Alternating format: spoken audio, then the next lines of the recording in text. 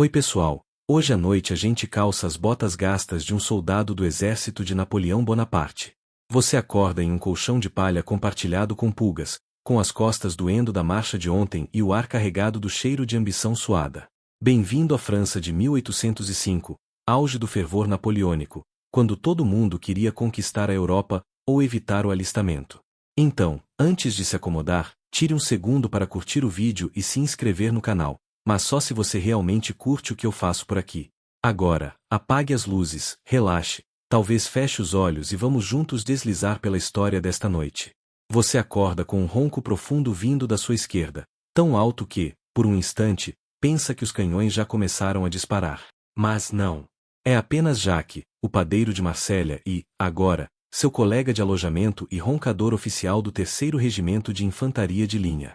Você está deitado em um estábulo transformado em dormitório, junto com outros 20 homens. As janelas estão cobertas por trapos para conter o vento de novembro, mas o frio entra mesmo assim, escorrendo pelas frestas como se tivesse sido convocado também. Sua coberta é fina como promessa de pagamento militar, e o colchão? Palha pura, com farpas incluídas. Alguém soltou um pum. E agora todo mundo acha que foi você. Você tenta levantar sem fazer barulho. Difícil. Seu joelho estala como porta velha, e sua coluna faz um craque tão alto que Jacques até para de roncar por 2 segundos. Progresso. Do lado de fora, o céu ainda está escuro, e o som de botas no cascalho já ecoa no pátio. São os veteranos, os que acordam antes da corneta, por hábito ou por trauma. Você ainda está se acostumando. Esse é só seu 4º dia como recruta, e já entendeu que o romantismo militar só existe nos cartazes de alistamento. Hoje você vai receber o tão falado uniforme da Grande Armée. Aquele azul elegante, com botões dourados e gola alta, nos quadros pintados, claro. O seu veio com cheiro de mofo, parece ter sido usado por 3 recrutas mortos e coça como se fosse tecido com urtiga e ironia. A calça aperta nos lugares errados, e as botas. Digamos que se Napoleão tivesse que usar essas botas, talvez tivesse pensado 2 vezes antes de ir até Moscou. Os veteranos riem enquanto você tenta descobrir se as polainas vão pela frente ou por trás. Um deles, Louis, comenta: vai aprender, recruta, ou perder os dedos no primeiro inverno. Você espera que ele esteja brincando. Provavelmente não está. Depois do café da manhã, um pedaço de pão duro e uma caneca de um líquido morno que alguém ousa chamar de café, o sargento faz a chamada. Ele grita os nomes com uma entonação que mistura tédio e desdém, e você responde presente, com a voz mais firme que consegue. Ele te encara como quem diz: você? Presente. Que desperdício. A primeira tarefa do dia, varrer o pátio do quartel com um feixe de galhos amarrados. É como tentar escovar um porco-espinho com um cotonete. Um soldado mais velho se aproxima e diz: é só para parecer ocupado. Se o general vê a gente parado, inventa castigo. Mais tarde, você recebe sua baioneta. O metal está cego, o cabo rachado, mas é sua. Você segura como se fosse Excalibur, e imediatamente quase corta o dedo ao tentar prender no mosquetão. Todos riem. A humilhação é o batismo oficial. Você descobre que amanhã vai marchar 20 quilômetros, com mochila cheia, arma, uniforme e a bênção de sobreviver até o fim do dia. Tudo isso por um pagamento que só vem, talvez, quando a guerra acabar. Se você estiver vivo. E se o tesouro imperial não esquecer de você. O que, dizem, acontece com frequência. Historiadores ainda discutem se a moral dos soldados franceses na época vinha do patriotismo ou do medo do pelotão de fuzilamento. A verdade provavelmente está entre os dois. À noite, enquanto tenta dormir outra vez no colchão farpado, ouve Jacques falar da esposa. Ele repete a mesma história toda noite. Ela faz o melhor pão da França.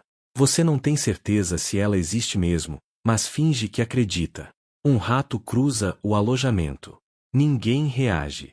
Ele é praticamente parte da tropa. Você pensa em dar um nome para ele. A lua aparece por entre os trapos na janela. Você sente o corpo pesado do dia, os ouvidos ainda zumbindo de tanto grito e uma saudade estranha de casa, mesmo sem saber direito de quê. Você fecha os olhos e pensa: será que eu vou sobreviver até o Natal? O dia ainda nem clareou completamente quando você é acordado pela corneta, um som agudo, estridente e absolutamente sem compaixão. O toque sinaliza que é hora de levantar, vestir aquele uniforme mal cheiroso e encarar o segundo pior castigo de ser um soldado napoleônico: a marcha. O primeiro, claro, é o próprio Napoleão mandando você marchar. Você engole às pressas um pedaço de pão duro que teria mais utilidade como arma e bebe um gole de vinho aguado, que, ironicamente, é a única coisa que impede sua barriga de protestar ainda mais alto que o sargento. Ao lado, Jacques já está amarrando as botas enquanto canta uma canção indecente sobre uma camponesa da Alsácia. Ele faz isso todas as manhãs. Sempre a mesma música. E sempre desafinado. Logo você se encontra alinhado com dezenas de outros soldados no pátio, esperando ordens. O frio da manhã penetra o tecido do uniforme como uma intimação judicial. A mochila está cheia, capa de chuva, furada, pão embolorado, cartucho de munição, a baioneta sem fio e um pedaço de sabão que você ainda não decidiu se vai usar ou comer. Ao todo, cerca de 25 quilos nas costas. O sargento grita: em marcha! E você marcha. Você marcha por estradas de terra esburacadas, atravessa vilarejos que cheiram a fogão a lenha e esterco, passa por campos molhados de orvalho, com os pés cada vez mais doloridos. Em pouco tempo, você percebe que o atrito entre as meias e as botas está fazendo bolhas nos calcanhares. Mas isso é normal. Um veterano diz. Depois da terceira semana, você para de sentir, ou perde o pé. De um jeito ou de outro, resolve. Cada passo faz os ombros doerem um pouco mais. As tiras da mochila pressionam os ossos como se quisessem deixá-los marcados permanentemente. E ainda tem o mosquete, quase 5 quilos de madeira e ferro que balança no seu ombro como um lembrete constante de que você está a um tropeço da tragédia. As piadas entre os soldados começam como forma de manter a sanidade. Um deles diz que vai escrever uma ópera chamada As Bolhas do Imperador. Outro jura que o pão que ganhou hoje tem 30 anos, e está convencido de que era uma relíquia da Revolução Francesa. Você ri. Um pouco. Porque se não rir, desaba. Você começa a notar um padrão nas conversas. Todo mundo tem saudade de algo diferente. Um sente falta da mãe, outro de um cachorro, outro da cerveja artesanal de Dijon. E você sente falta de escolher. Escolher a hora de comer, o que vestir, para onde andar. Coisas simples, que agora parecem luxos de um mundo perdido. A paisagem muda devagar. O chão de terra vira lama, depois pedra, depois terra de novo. As colinas se levantam diante de vocês, e os regimentos formam uma serpente humana de centenas de homens, marchando sincronizados como engrenagens de uma máquina gigantesca. Uma máquina que, estranhamente, nunca para descansar. Historiadores ainda discutem se a eficiência das marchas napoleônicas vinha do treinamento rigoroso ou do puro medo dos castigos. O fato é que quem desacelera demais, ou desmaia, acaba sendo jogado para a carroça dos temporariamente inúteis. Ninguém quer essa etiqueta. Você vê um desses soldados sendo levado agora. Está pálido, olhos semicerrados, e murmura coisas sobre caldos e vinho. Um dos oficiais apenas dá de ombros. Mais um que talvez não chegue ao destino. E o destino, aliás, é um acampamento provisório, que, em teoria, deve estar a cerca de 30 quilômetros. Mas essa é uma estimativa otimista. Porque Napoleão tem um talento especial: mudar de ideia. No meio do caminho, um mensageiro chega a galope e entrega ordens novas. O sargento lê, resmunga e grita: mudança de rota. Direção nordeste. Vamos. Você nem pensa. Apenas vira com o grupo, sentindo o cansaço se acumular como uma camada extra de roupa molhada. Durante uma pausa rápida, você tira as botas e vê a tragédia. Seus pés estão inchados, com bolhas estouradas e a pele esbranquiçada pela umidade. Um soldado ao lado oferece um conselho prático. Urina. Serve como antisséptico. E está sempre à mão. Você finge que não ouviu. Naquele momento, uma leve garoa começa a cair, como se o universo estivesse testando seus limites. Você cobre a cabeça com o capote furado, que logo começa a encharcar. Suas costas estão tão molhadas que você poderia jurar estar levando um aquário nas costas. Apesar disso, há algo quase hipnótico na repetição da marcha. O som dos passos, o ritmo constante, o murmúrio das vozes ao fundo, tudo isso te leva a um estado quase meditativo. Você pensa em casa. Nas coisas simples. em como era andar por escolha, e não por ordem. Finalmente, após horas intermináveis, vocês chegam ao ponto de parada. O acampamento é apenas uma clareira lamacenta com tendas improvisadas e um buraco coletivo para necessidades básicas, que alguns ousam chamar de latrina. Você larga a mochila, senta no chão, e sua alma parece evaporar pelas botas. Jaque, ainda animado, aparece ao seu lado e diz: "Não foi tão ruim, vai. Só faltou música." Você o encara por 3 segundos antes de cair na risada. Naquela noite, enquanto se deita sobre um monte de folhas e torce para que nenhum inseto entre em sua orelha, você pensa: se sobrevivi a isso, talvez eu aguente o resto. O som que te acorda nesta manhã é diferente. Não é a corneta estridente, nem o ronco de Jaque, nem os passos pesados do sargento irritado. É um silêncio tenso, pontuado apenas pelo ranger ocasional de couro e metal. Algo está prestes a acontecer, e seu corpo sente antes mesmo de seu cérebro compreender. Você se senta devagar, com o corpo dolorido como se tivesse sido atropelado por uma carroça cheia de canhões. Ao seu redor, os outros soldados também acordam em silêncio, como se soubessem que hoje não é um dia comum. O céu está encoberto, cinzento como uma carta sem boas notícias. Você enfia as botas, ainda úmidas, para sua alegria, e veste o casaco pesado. Ao sair da tenda improvisada, percebe o motivo do clima estranho. Oficiais caminham entre as fileiras com expressões fechadas. A movimentação é intensa. Cavalos sendo selados, rodas de artilharia rangendo, e soldados correndo em todas as direções. Hoje é dia de treinamento de combate. Ou, como os veteranos chamam, ensaio geral do inferno. Você é reunido com seu pelotão numa clareira lamacenta. O chão afunda sob seus pés como se tentasse te engolir de volta. O capitão, um homem de bigode impecável e paciência curta, explica o cronograma do dia: formar linha, manusear o mosquete, carregar, mirar, disparar, sem pólvora, por enquanto, graças a Deus, e aprender como não morrer em 5 segundos. Seu mosquete é uma peça de museu com intenções assassinas, pesado, desequilibrado e de mira quase simbólica. Ele demora 20 segundos para recarregar, isso se você não errar nenhuma das etapas. Em campo de batalha real, esses segundos podem ser a diferença entre ser um herói ou virar adubo. Literalmente.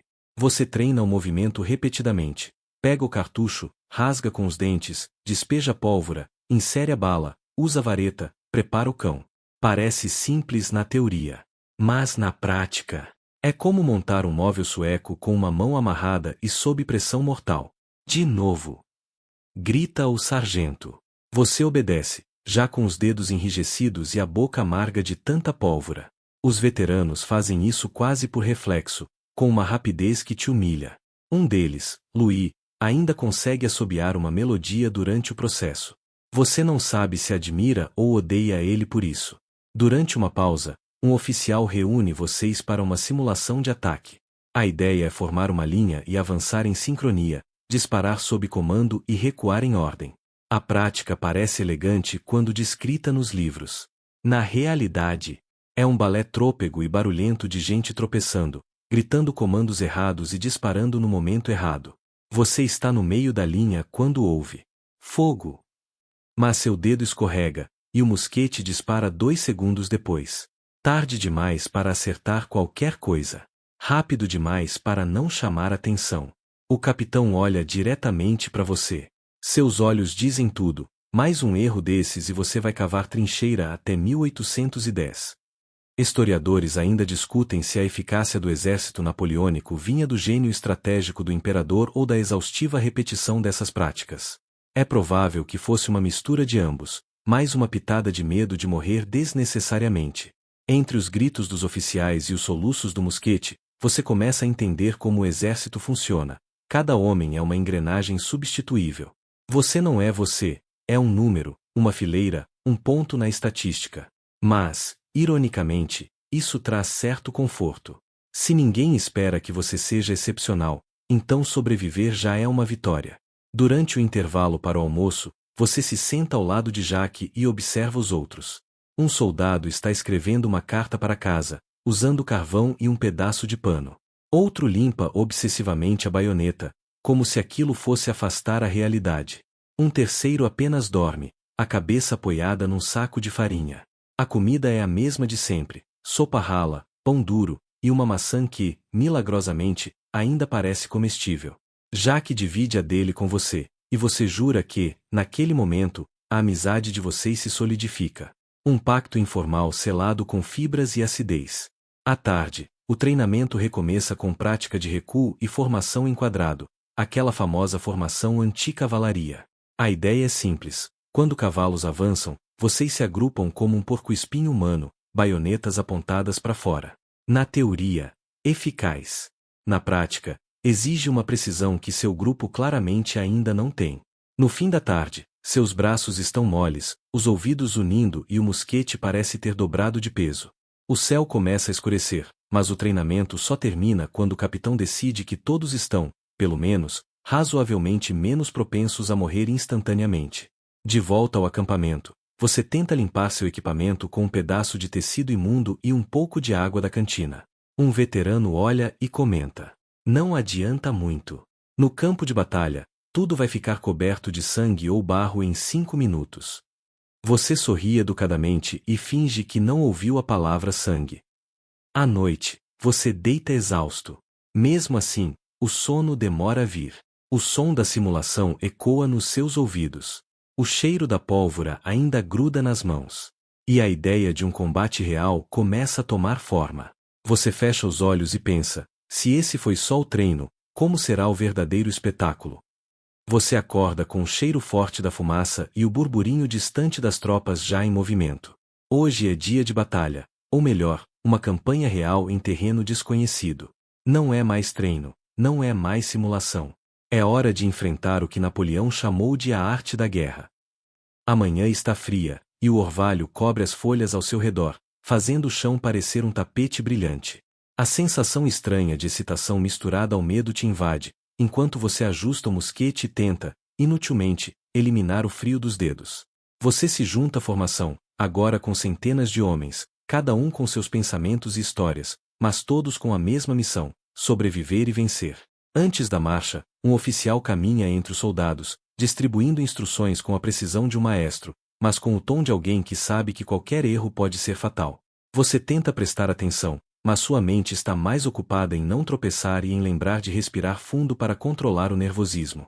O som das botas no chão ressoa como um tambor de guerra, marcando o ritmo da tropa enquanto vocês avançam por trilhas estreitas e florestas densas. Você sente a textura da terra molhada sob os pés, o cheiro da vegetação úmida e ouve o farfalhar das folhas quando pequenos animais fogem do caminho. Durante a marcha, você se lembra de uma curiosidade excêntrica: Napoleão tinha um chapéu de batalha. Na verdade, um bicorne preto que ele usava de lado, ao invés de na frente, para parecer mais imponente.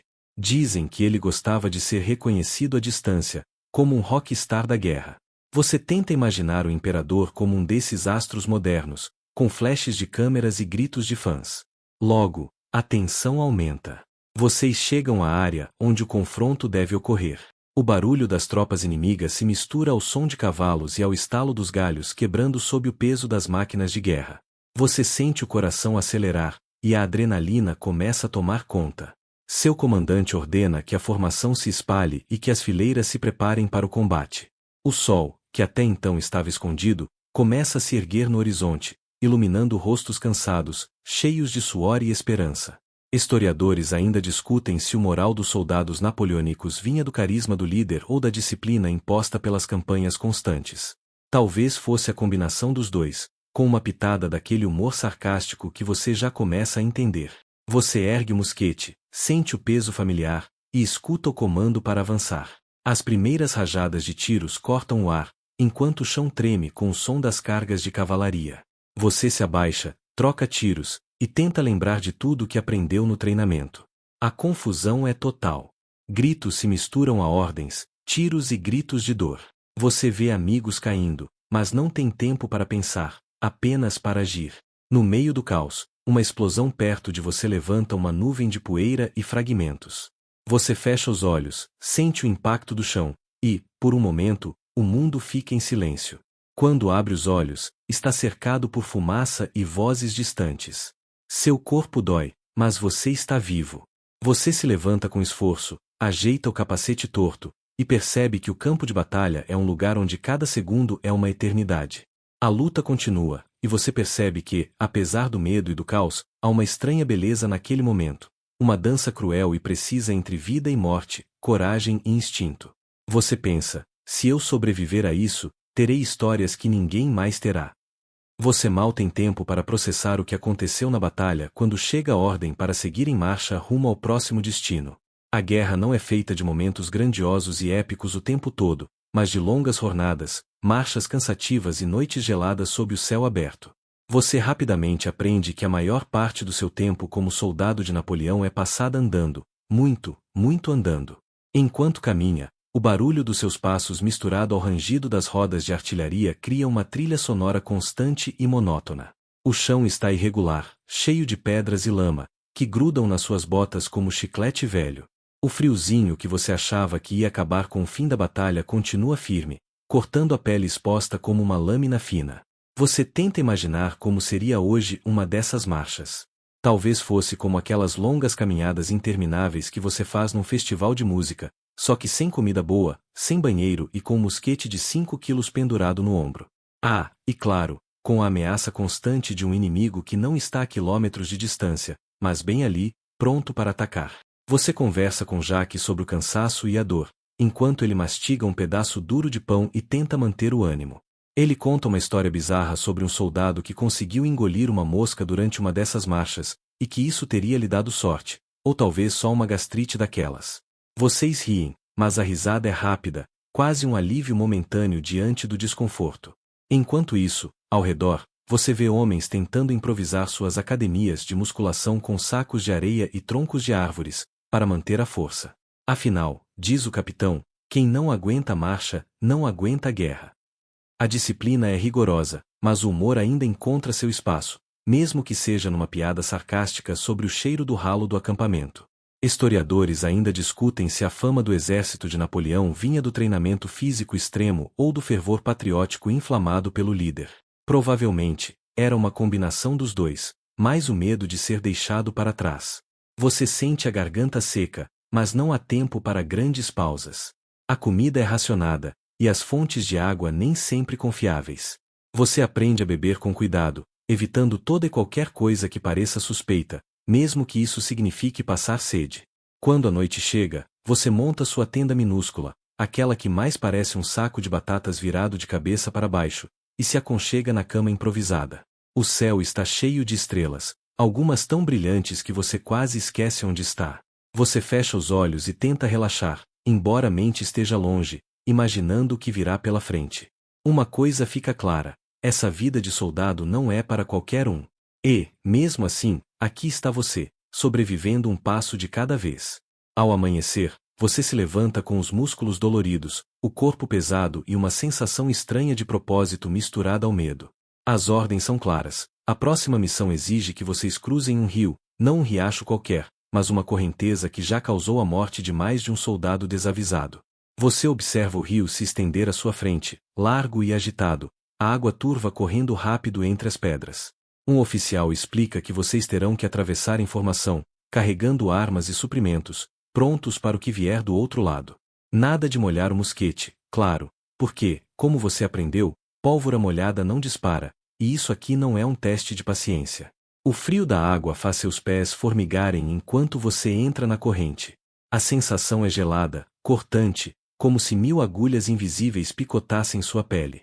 Você mantém o foco na voz do capitão, que grita ordens e encoraja a tropa, mas tudo que você consegue pensar é no que vai acontecer se escorregar e ser levado pela correnteza. Historiadores ainda discutem se as batalhas napoleônicas eram decididas mais pela estratégia ou pela resistência física dos soldados. Afinal, ninguém vence uma guerra se não conseguir atravessar um rio em meio ao caos, com a mente firme e o corpo inteiro. Durante a travessia, você observa um camarada que tenta ajudar outro que quase cai, e um terceiro que, num gesto quase automático, protege sua munição com a capa.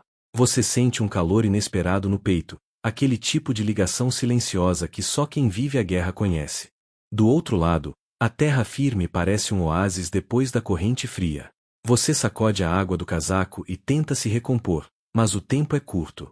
Logo vem a ordem para avançar em direção ao próximo objetivo, uma colina estratégica onde o inimigo pode estar se escondendo.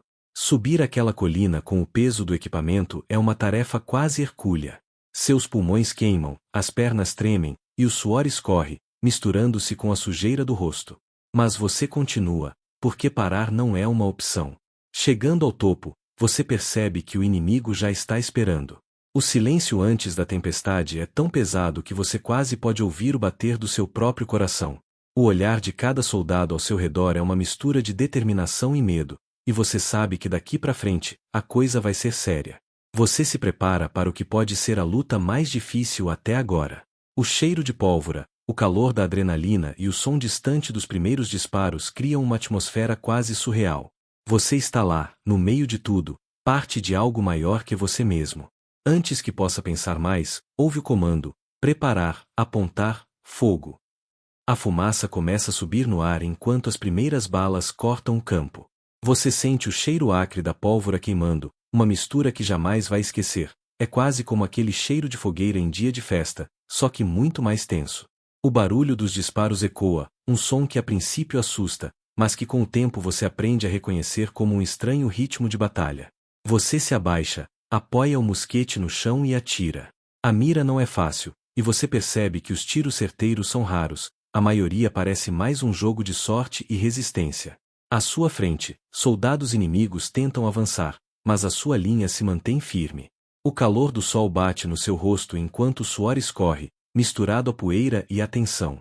Historiadores ainda discutem se a eficiência das formações lineares napoleônicas era superior à mobilidade dos inimigos. Afinal, atirar em fileira pode parecer desatualizado, mas naquela época, era o melhor jeito de manter a ordem em meio ao caos. Enquanto luta, você nota pequenos detalhes que ninguém ensina nos livros de história. O medo que faz o coração disparar, o calor da amizade silenciosa entre os soldados que lutam lado a lado, e a estranha sensação de que a qualquer momento tudo pode acabar. Em meio à confusão, você vê um oficial ordenando uma carga de baionetas. O som metálico das lâminas se chocando e o grito das tropas se misturam em um momento caótico e violento, mas também cheio de adrenalina. Você sente as pernas tremendo, o ar faltando, e um impulso quase instintivo para avançar. Mas, então, uma rajada de vento traz um cheiro diferente, talvez o cheiro da chuva que começa a cair. As gotas frias batem na pele suada, trazendo uma sensação estranha de frescor no meio da batalha.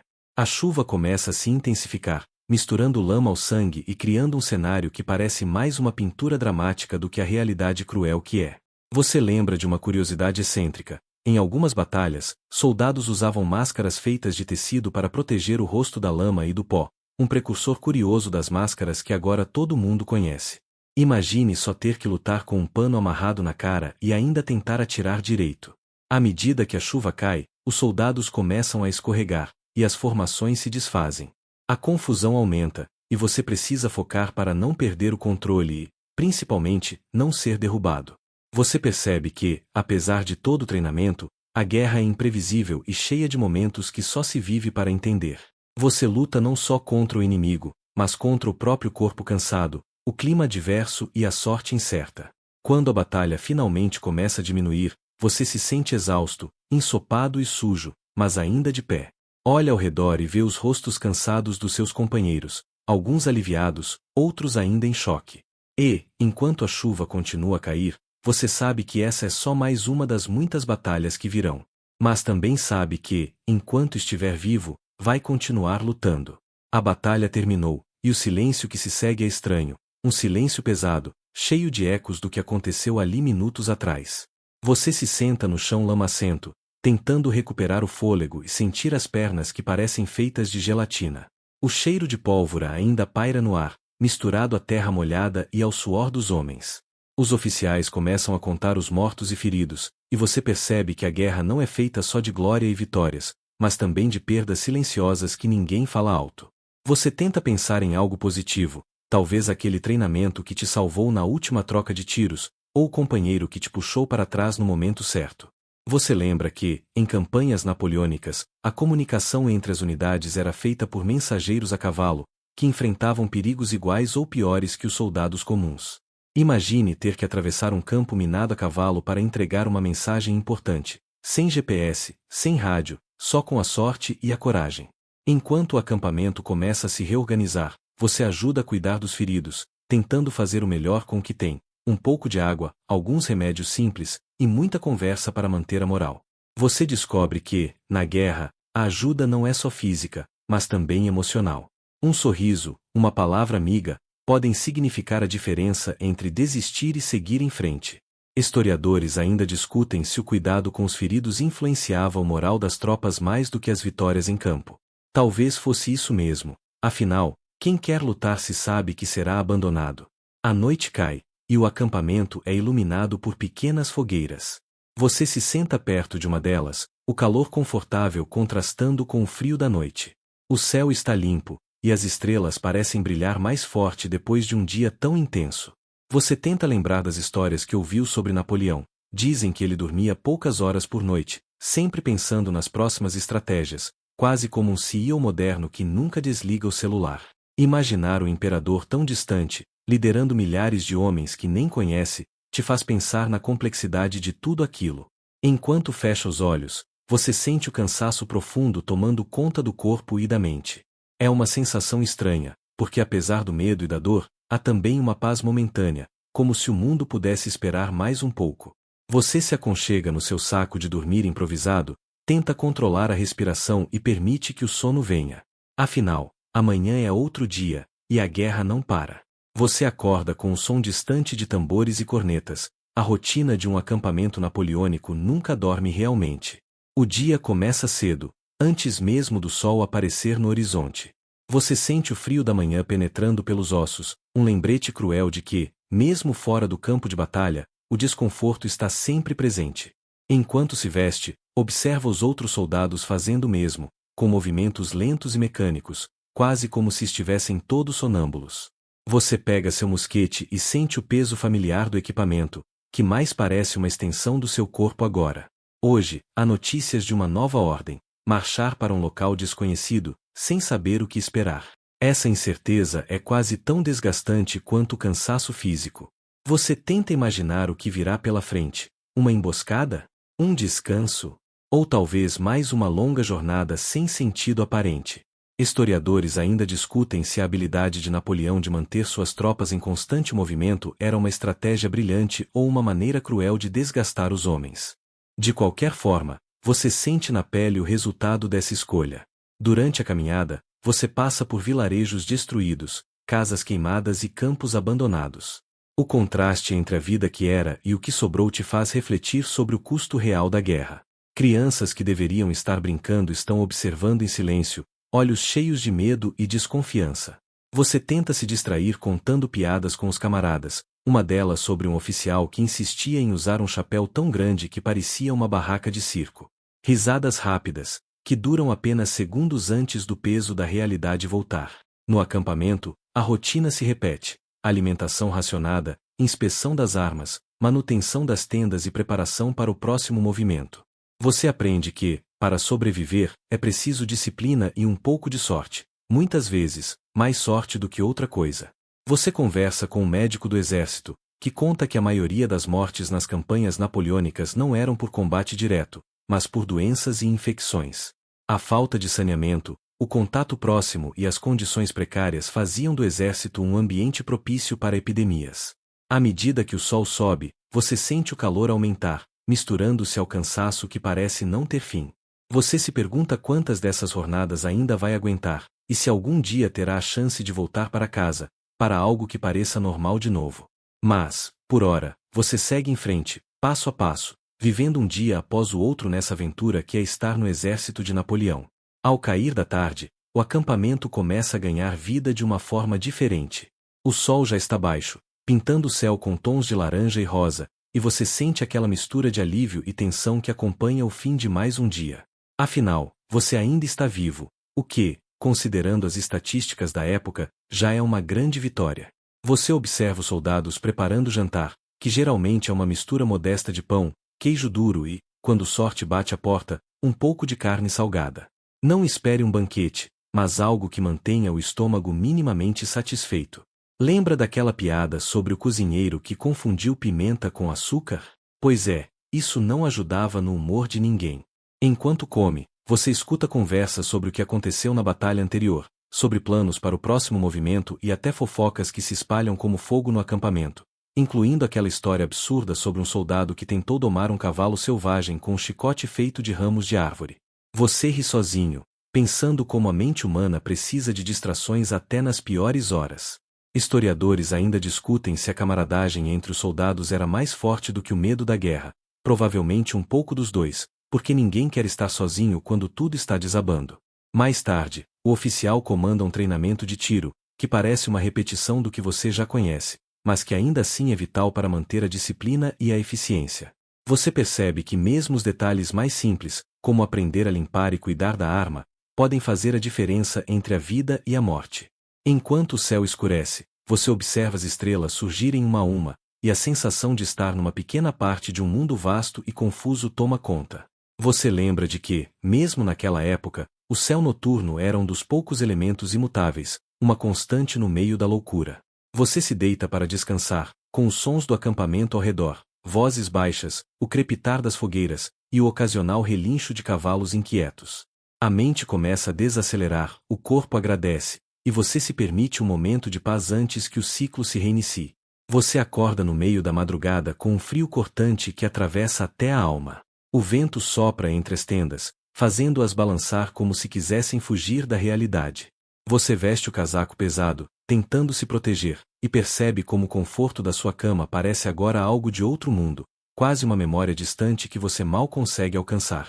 O sono é leve, interrompido por sons esporádicos, passos apressados, conversas sussurradas, e o ocasional latido de um cachorro de guarda.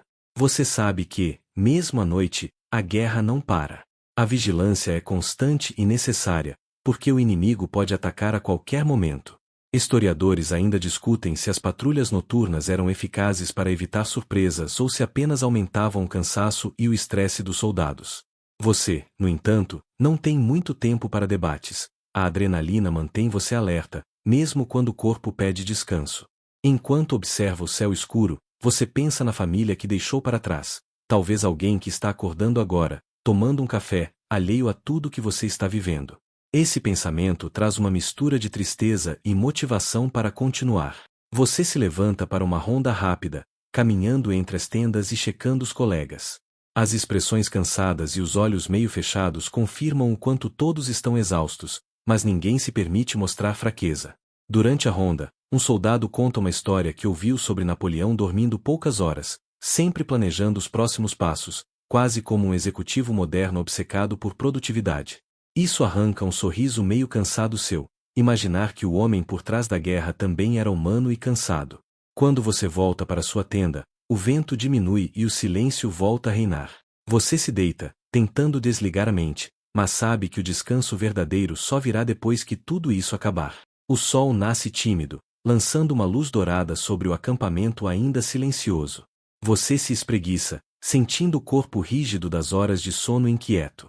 Cada músculo parece lembrar da batalha recente, e mesmo assim, você sabe que a jornada continua, como aquela série que você começa a assistir e não consegue parar, mesmo sabendo que vai acabar tarde. Hoje, o dia promete trabalho duro. Ordens chegam, e você se prepara para marchar novamente. O cheiro da fumaça de fogueira se mistura ao frescor da manhã, criando um aroma peculiar que você já associou à vida militar. Você observa os oficiais revisando mapas, apontando rotas que parecem mais labirintos do que caminhos claros. Historiadores ainda discutem se a estratégia de Napoleão era genial pela movimentação rápida ou simplesmente uma questão de sorte em momentos críticos. Para você, é difícil distinguir entre estratégia e caos. Durante a marcha, a paisagem muda, você passa por florestas densas, riachos frios e terrenos acidentados que tornam cada passo um desafio. As botas pesadas afundam na lama, e o corpo sente o peso de carregar não só o equipamento, mas também a responsabilidade de continuar. Entre as conversas com os colegas, surge uma história curiosa: soldados que usavam ossos de animais como amuletos para proteção na batalha.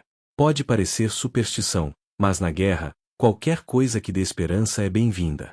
O ritmo da marcha é cansativo, e você aprende que a paciência é tão importante quanto a força física. Um passo de cada vez, um dia de cada vez. Você percebe que, no fundo, a guerra é feita de momentos pequenos que, somados, criam uma história maior. Ao anoitecer, o acampamento se instala novamente, e você encontra um momento para respirar fundo, olhar o céu estrelado e agradecer por estar vivo. A guerra pode ser brutal, mas também é cheia desses pequenos instantes de humanidade que salvam. A manhã começa com o som seco dos tambores, marcando o ritmo da rotina que você já conhece bem demais. Hoje, há uma sensação diferente no ar, uma mistura de expectativa e nervosismo que você não consegue ignorar. Algo está para acontecer, e você sente isso em cada fibra do seu corpo. Você se prepara para uma nova batalha, ajustando seu equipamento com cuidado, quase como um ritual que acalma a mente. O cheiro do couro dos equipamentos misturado ao suor dos homens cria uma atmosfera pesada, carregada de ansiedade. Enquanto espera as ordens, você observa os oficiais discutindo estratégias, vozes firmes, mapas espalhados, olhares que transmitem a pressão de decisões que podem custar vidas. Historiadores ainda discutem se Napoleão realmente liderava pessoalmente as batalhas ou se confiava demais em seus comandantes. Para você, não importa, o medo e a adrenalina são os mesmos. Você lembra de uma curiosidade: os soldados de Napoleão tinham um calendário de campanha com dias numerados para manter a moral e o foco, algo semelhante ao que usamos hoje para contar os dias até as férias. Só que, no seu caso, as férias parecem bem distantes. Quando a ordem final chega, você sente seu coração acelerar. O som das baionetas sendo encaixadas é um sinal claro de que a hora chegou. Você sabe que, apesar do medo, a única opção é avançar. No campo de batalha, o mundo parece desacelerar e ao mesmo tempo se acelerar. Os sentidos ficam aguçados, cada movimento é crucial, e a vida parece pender por um fio. Você tenta focar na respiração, no ritmo dos passos, e na voz do comandante que ecoa ao longe. Ao final do dia, você está exausto, machucado, mas vivo, e isso já é motivo suficiente para um suspiro de alívio. Você se pergunta quantos desses dias ainda terá que enfrentar, e se algum dia verá o fim dessa loucura. O acampamento está tomado por um silêncio tenso na manhã seguinte.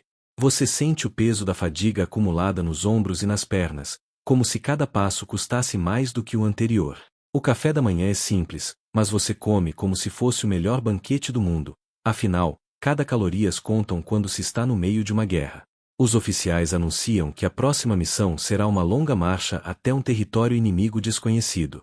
A incerteza paira no ar, mas não há tempo para hesitar. Você sente a familiar mistura de ansiedade e determinação, como se estivesse prestes a entrar em um daqueles filmes épicos que sempre terminam com uma cena de vitória. Só que aqui, você não tem roteiro, e o final é imprevisível. Enquanto se prepara, você observa os detalhes que fazem a diferença. A maneira como o sol reflete no metal das armas, o cheiro da terra molhada após a chuva, e o som das botas batendo no chão, uma batida constante que se tornou a trilha sonora dos seus dias. Você lembra que os soldados da época muitas vezes sofriam com problemas de higiene, e que a falta de banhos e roupas limpas levava a infecções que eram mais mortais do que a própria batalha. Uma curiosidade é que alguns usavam ervas aromáticas para tentar disfarçar o cheiro, o que, honestamente, deve ter sido uma experiência tão desafiadora quanto carregar um mosquete pesado. Historiadores ainda discutem se Napoleão dava mais importância à logística ou à força bruta em suas campanhas, mas para você, a verdade está nos detalhes pequenos e invisíveis que mantêm tudo funcionando, ou tentando funcionar. Ao longo da marcha, você sente os músculos queimarem, a mente cansar, e a vontade de desistir aparecer. Mas a camaradagem com os outros soldados é um combustível que mantém você em movimento, mesmo quando o corpo pede pausa. Quando finalmente chegam ao novo acampamento, você respira fundo e se permite um momento de alívio, um breve respiro antes que a próxima etapa da jornada comece. O entardecer traz uma calma estranha para o acampamento. Você sente um misto de cansaço profundo e uma leve esperança, como se finalmente pudesse enxergar o fim de uma longa maratona. O céu se pinta de tons suaves, e o ar fresco parece aliviar, por um momento, o peso dos dias difíceis. Você se senta perto da fogueira, observando as chamas dançarem e ouvir os murmúrios dos companheiros. Entre as histórias e risadas contidas, há uma sensação de união que só quem passou por tudo isso consegue entender, uma irmandade forjada no fogo da adversidade. Historiadores ainda discutem se a motivação dos soldados vinha mais do patriotismo ou da necessidade de sobreviver juntos. Talvez fosse uma mistura dos dois, mas para você, a certeza é que ninguém enfrentaria aqueles dias sozinho. Enquanto observa as estrelas começarem a aparecer no céu escuro, você pensa no que virá depois, um futuro incerto, longe das batalhas, das marchas e da dura rotina. Você se permite sonhar com uma vida comum, onde o maior problema seja escolher o que comer no jantar ou a hora de dormir. Uma curiosidade: alguns soldados levavam pequenas lembranças pessoais, como moedas ou amuletos, para trazer sorte e conforto. Pequenos pedaços de casa que ajudavam a manter a sanidade em meio ao caos. Com o corpo cansado e a mente tranquila, você sabe que, apesar de tudo, sobreviveu a mais um dia. E que amanhã será uma nova oportunidade de continuar, aprender e, quem sabe, voltar para casa. Agora que a noite se instala, você pode finalmente relaxar. Imagine-se em um lugar seguro, onde o som suave do vento e o brilho distante das estrelas criam um manto de paz ao seu redor. Cada respiração se torna mais lenta, profunda e tranquila, como se você estivesse afundando em um colchão de nuvens macias. Deixe que os pensamentos agitados do dia desapareçam, dando lugar a uma sensação de calma que envolve todo o seu ser. Visualize uma luz quente e acolhedora envolvendo você, protegendo-o de qualquer preocupação ou medo. Aqui, você está seguro, em paz. Nada precisa ser resolvido agora. A jornada que você viveu pode parecer longa e difícil, mas a noite traz consigo a promessa de descanso e renovação. Permita-se esse momento para cuidar de si, para recarregar suas forças. Sinta seus músculos relaxarem, seu coração desacelerar e sua mente se aquietar. O mundo lá fora pode esperar. Agora, é hora de deixar o sono levar você para um lugar de sonhos suaves e revigorantes. Boa noite, e que seus sonhos sejam tranquilos e reconfortantes.